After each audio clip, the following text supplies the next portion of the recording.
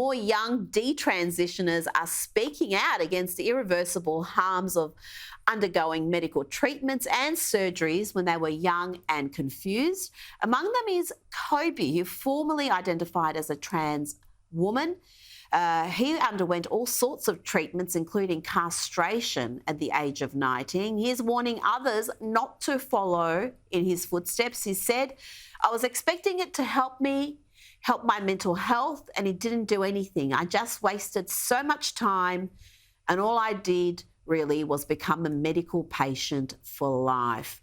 This is just so heartbreaking, Sophie, because it's not isolated. You've got so many of these confused kids at a very young age being set down the path of irreversible treatments. Now, castration at 19, I think that's just appalling, but the hormones and the other treatments started at 13. And once they're down that path, the dangers of undergoing treatments that can't be reversed is real.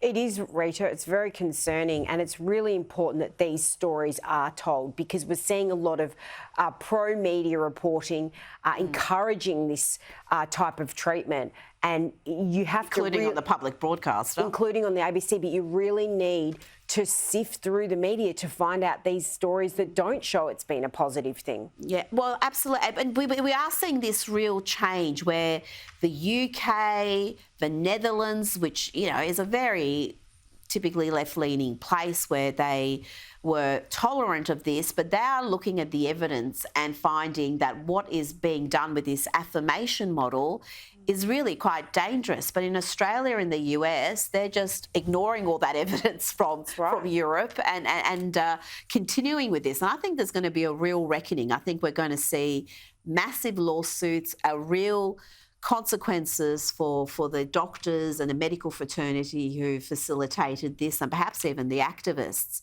Now, one of the interesting things Kobe said was that at 13, they got advice from older trans people online. They instructed him to play the suicide card in order to get chemical interventions. So when there's resistance from parents or other adults, that you say, if you don't do this, I'm going to kill myself. And that has become something that you hear a lot from the activists, that if we don't do this, if we don't have an affirmation model, we're going to have these kids take their own lives. That's a worry in itself, Rita, and it's really concerning that they're being fed these suggestions that they should actually be doing this in order to go down this path, and a real concern that it really leaves parents exposed too as well. So I think this whole thing, you are right, we're going to see lots more cases come out of this, and potentially legal cases as well. Oh, absolutely. I think we're going to see, and we've seen some medical insurers in Australia get nervous about this and make some decisions in that area.